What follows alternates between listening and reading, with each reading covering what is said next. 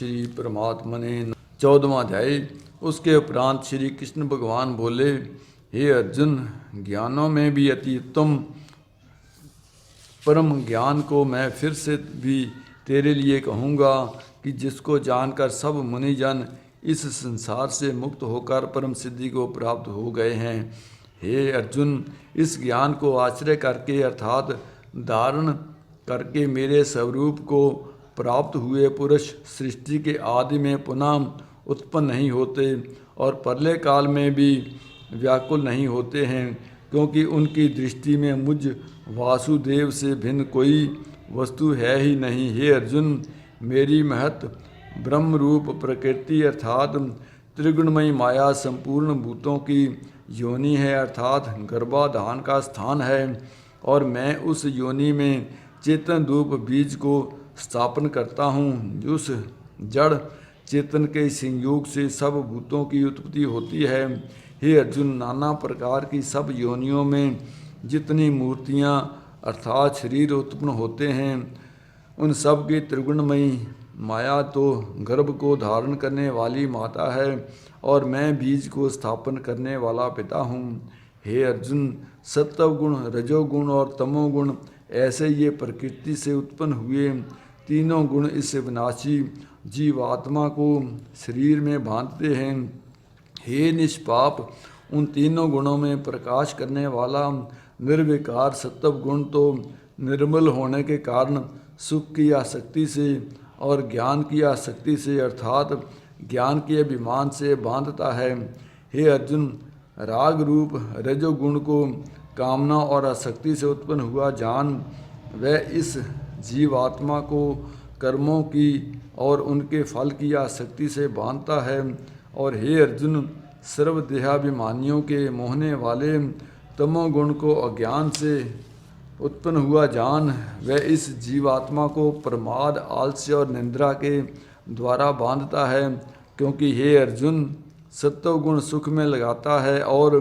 रजोगुण कर्म में लगाता है, तथा तमोगुण तो ज्ञान को आच्छादन करके अर्थात ढक के प्रमाद में लगाता है। और हे अर्जुन, रजोगुण और तमोगुण को दबाकर सत्वगुण होता है अर्थात बढ़ता है, तथा रजोगुण और सत्वगुण को दबाकर तमोगुण बढ़ता है। वैसे ही तमोगुण और सत्वगुण को दबाकर रजोगुण बढ़ता है। इसलिए जिस काल में इस देह में तथा अंतःकरण में और इंद्रियों में चेतनता और बोध शक्ति उत्पन्न होती है, उस काल में ऐसा जानना चाहिए कि सत्वगुण बढ़ा है। और हे अर्जुन, रजोगुण के बढ़ने पर लोभ और प्रवृत्ति अर्थात संसारिक चेष्टा तथा सब प्रकार के कर्मों का स्वार्थ बुद्धि से आरंभ एवं अशांति अर्थात मन की चंचलता और विषय भोगों की लालसा ये सब उत्पन्न होते हैं। तथा हे अर्जुन, तमोगुण के बढ़ने पर अंतःकरण और इंद्रियों में प्रकाश एवं कर्तव्य कर्मों में अप्रवृत्ति और प्रमाद अर्थात व्यर्थ चेष्टा और निंद्रा आदि अंतःकरण की मोहनी वृत्तियाँ ये सब ही उत्पन्न होते हैं। हे अर्जुन, जब ये जीवात्मा सत्व गुण की वृद्धि में मृत्यु को प्राप्त होता है, तो तब तो उत्तम कर्म करने वालों के मल रहित अर्थात दिव्य स्वर्ग आदि लोगों को प्राप्त होता है। रजोगुण के बढ़ने पर अर्थात जिस काल में रजोगुण बढ़ता है उस काल में मृत्यु को प्राप्त होकर कर्मों की आसक्ति वाले मनुष्यों में उत्पन्न होता है, तथा तमोगुण के बढ़ने पर मरा हुआ पुरुष कीट पशु आदि मूढ़ जोनियों में उत्पन्न होता है। क्योंकि सात्विक कर्म का तो सात्विक अर्थात सुख, ज्ञान और वैराग्य आदि निर्मल फल हो कहा है, और राजस कर्म का फल दुख एवं तामस कर्म का फल अज्ञान कहा है। सत्व गुण से ज्ञान उत्पन्न होता है और रजोगुण से निस्संदेह लोभ उत्पन्न होता है, तथा तमोगुण से प्रमाद और मोह उत्पन्न होते हैं और अज्ञान भी होता है। इसलिए सत्व गुण में स्थित हुए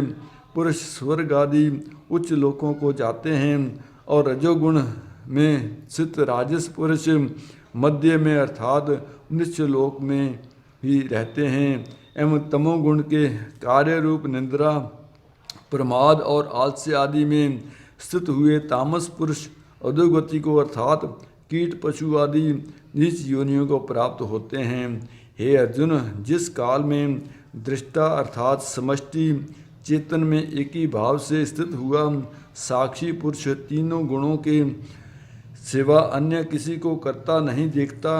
है, अर्थात गुण ही गुणों में बरतते हैं ऐसा देखता है, और तीनों गुणों से अति परे सच्चिदानंद घन स्वरूप मुझ परमात्मा को तत्व से जानता है, उस काल में वह पुरुष मेरे स्वरूप को प्राप्त होता है। तथा ये पुरुष इन स्थूल शरीर की उत्पत्ति के कारण तीनों गुणों को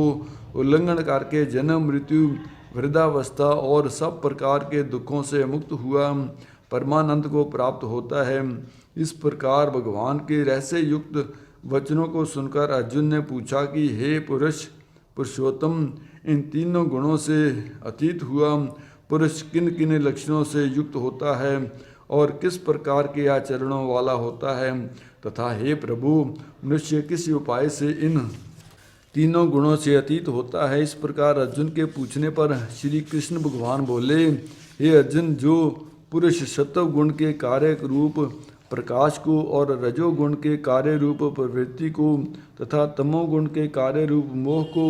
भी ना तो प्रवृत्त होने पर बुरा समझता है और ना निवृत्त होने पर उसकी आकांक्षा करता है, तथा जो साक्षी के सदृश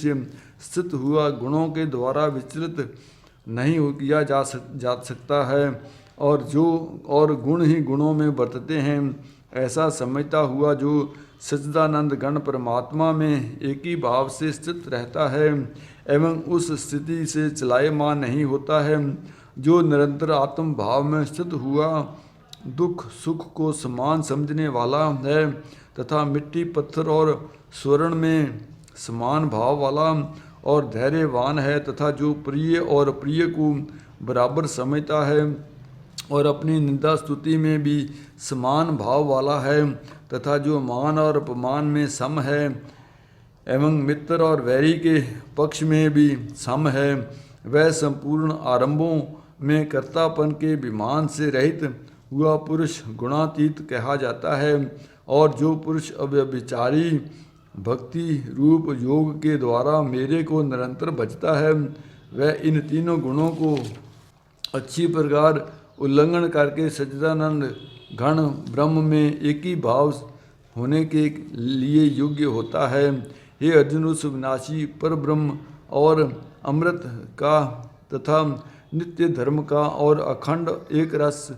आनंद का मैं ही आश्रय हूँ, अर्थात उपरयुक्त ब्रह्म अमृत अव्यय और शाश्वत धर्म तथा एकांतिक सुख ये सब मेरे ही नाम हैं, इसलिए इनका मैं परम आश्रय हूँ। इत श्रीमद् भगवत गीता रूपी उपनिषद एवं ब्रह्म विद्या तथा योग शास्त्र विषयक श्री कृष्ण और अर्जुन के संवाद में गुण त्रय विभाग योग नामक 14वां अध्याय संपूर्ण। ओम हरिओम। जगत बंधु ज्योति स्वरूप जिय की जाननहार, हरि अस्मांग न्यायो दास प्रभु के द्वार।